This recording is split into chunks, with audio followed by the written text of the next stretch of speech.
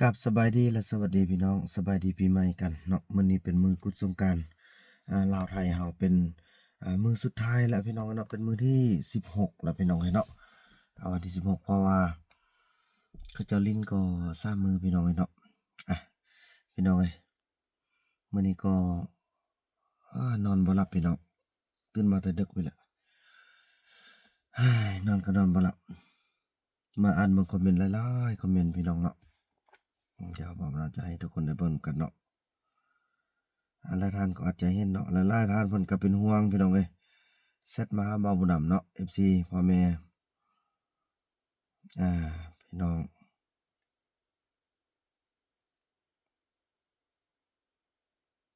ฟังไหมพี่น้องเอ้ยเปิดขึ้นมาปั๊บเบาไหล่เท่ากับเครื่องมือสงสารเบาไหล่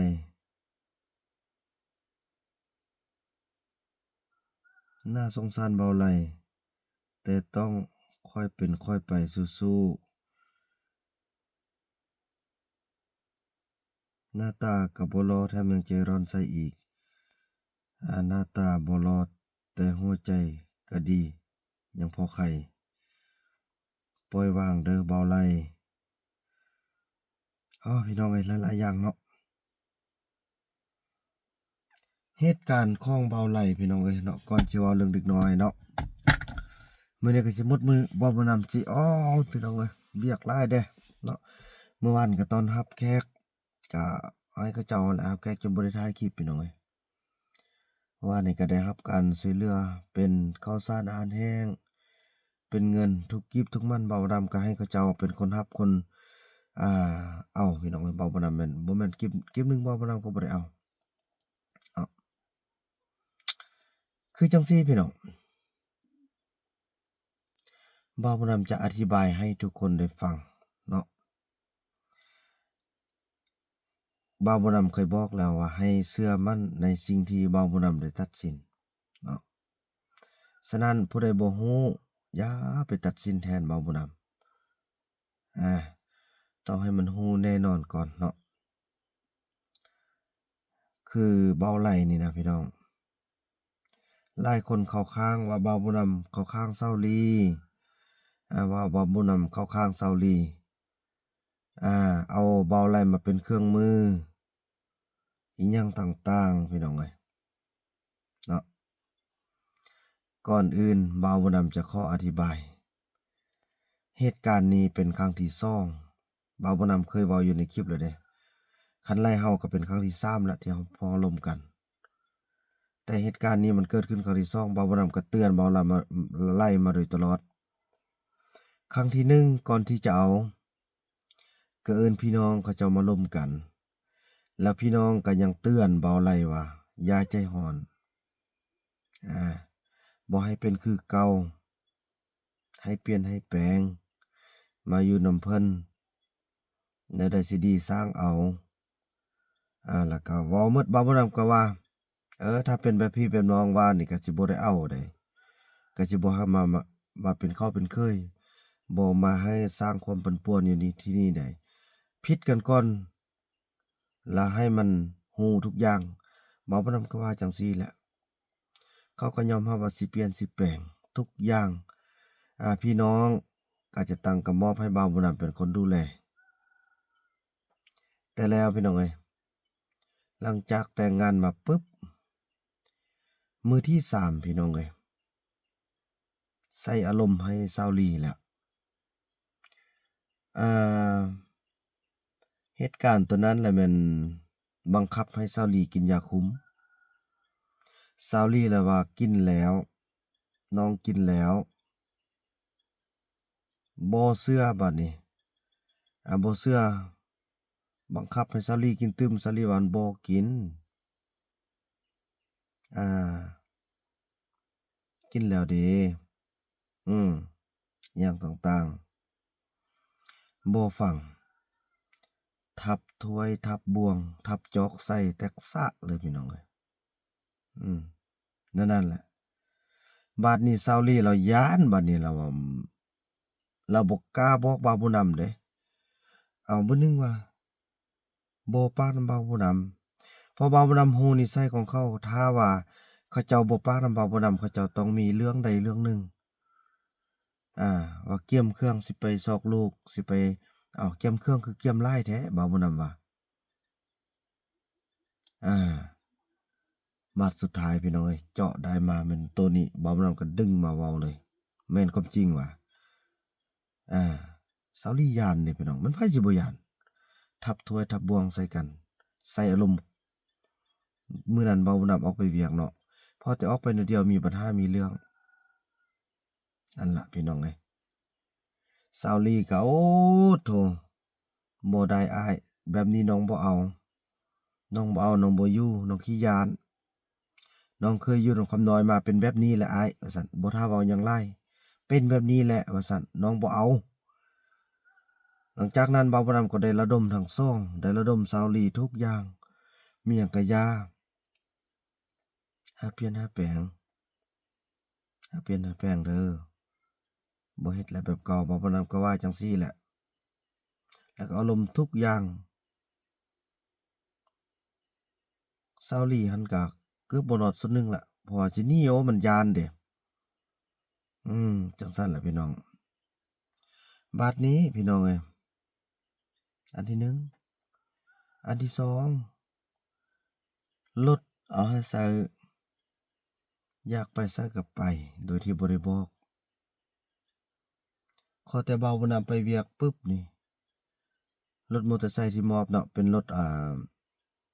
ที่แม่เจนจิราท่านดีเนาะซื้อให้บ่าวบุญนำแล้วบ่าวบุญนำก็มอบให้เพิ่นใช้เวียกใช้งานนี้พอแต่บ่อยู่บ่จักไปหาพี่หาน้องหาอยู่ไสบ่เทื่อไปจนค่ำจนมืดจึงมา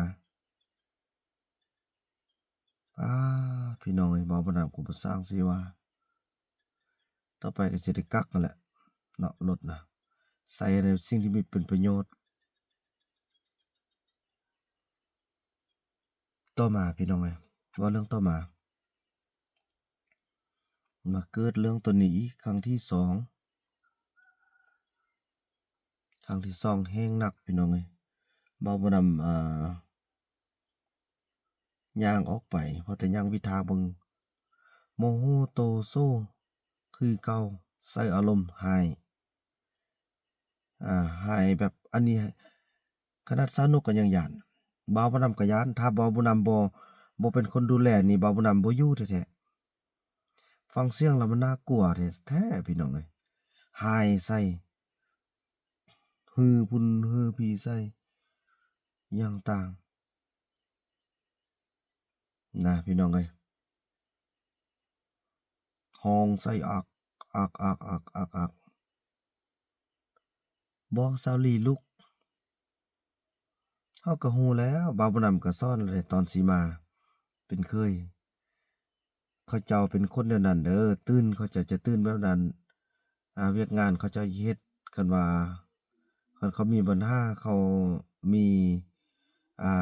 แนวบ่ดีนะเขาเจ้าจะบ่เฮ็ดบ่าวบ่นำบอกหมดนั่นแหละพี่น้องเอ้ยแล้วมาเป็นแบบนี้โอ้พี่น้องแล้วก็มีคอมเมนต์หลายๆคอมเมนต์ว่าให้กำลังใจบ่าวไล่บ่าวไล่มาเป็นเครื่องมือให้คึดคืนดีๆพี่น้องเอ้ยบ่าวไล่มาเพียง2-3บ่ฮอด3เดือนดอกเนาะประมาณเดือนปลาย2เดือนแล้วสิมามางเพ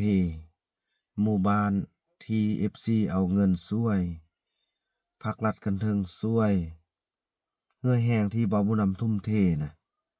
บ้าวะฮะคิดดีๆดูอืมว่าซาลีเป็นคนนั้นๆแนวนี้แหละปล่อยให้มาเป็นเครื่องมือคิดดีๆผู้ใดเป็นเครื่องมือไผบ่าวบุญนำซาลีเป็นเครื่องมือให้เขาซ้ำในตอนนี้เว้าก็หมดย้อนนับแต่การแต่งดองเงินแต่งดองก็เป็นเงิน FC ช่วยเนาะเป็นมูล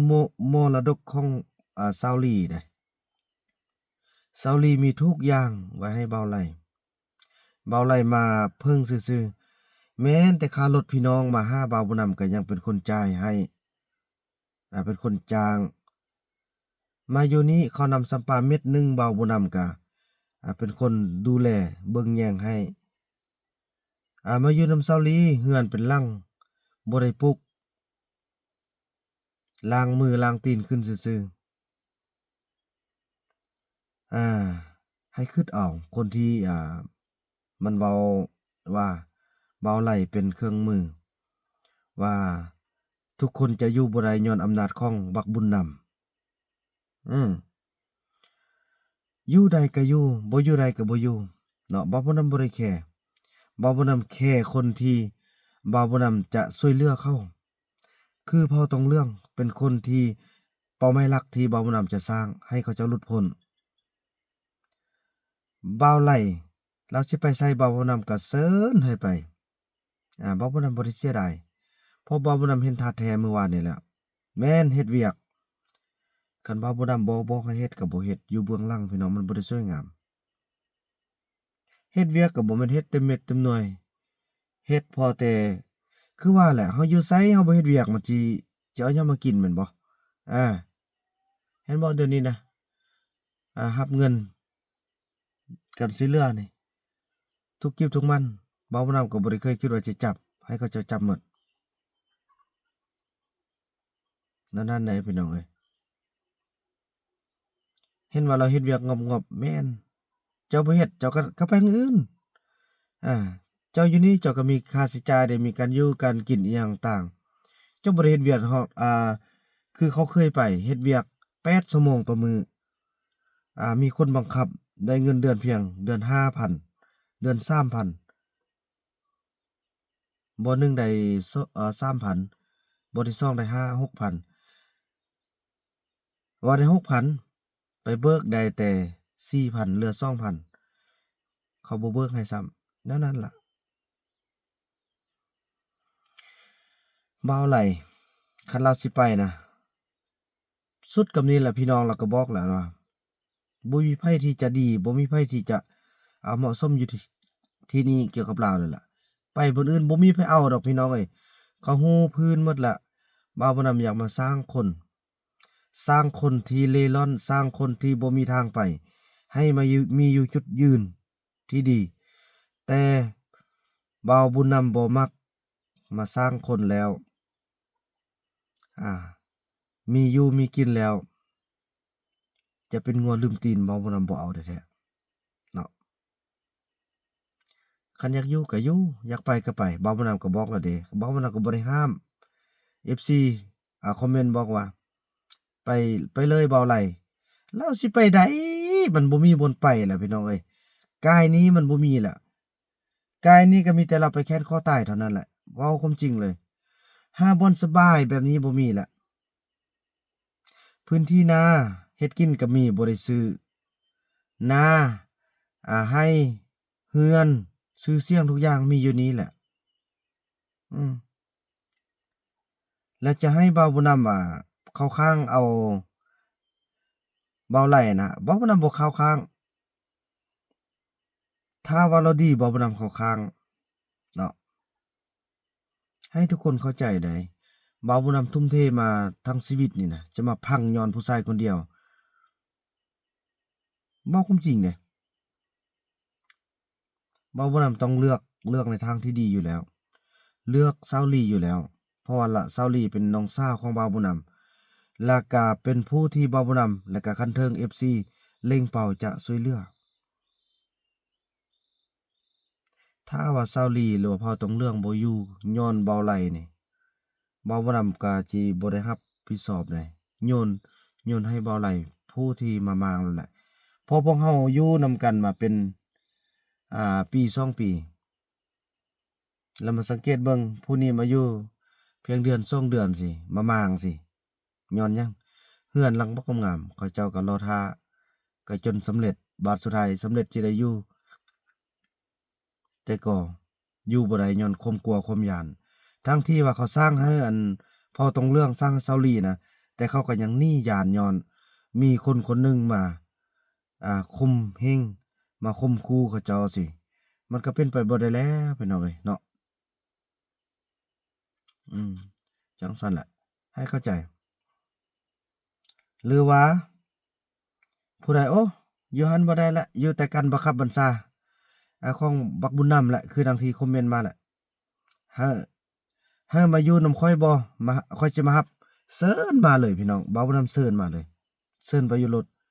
ถ้าอยู่ได้ฮอด3 เดือนนี่บ่าวบุญนำให้อันตัดคอบ่าวบุญนำทิ่มรถอา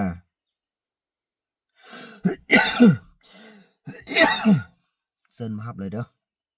ถ้า FC ท่านใดที่ว่าใจกว้างใจขว้างพอเลือกของบ่าวบ่นำหั้นนะมารับเอาโลด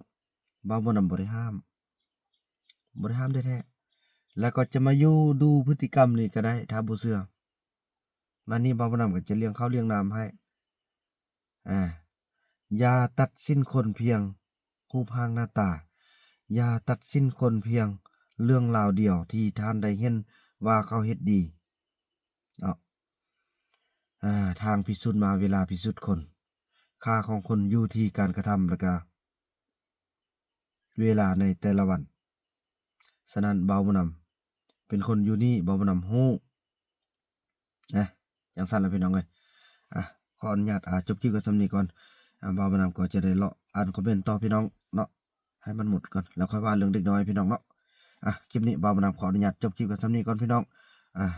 หวังว่าทุกคนคงจะเข้าใจนำบ่าวบ่นำจังได๋ก็จะรอท่าเบิ่งคอมเมนต์ของ FC อีกครั้งเนาะพี่น้องเนาะ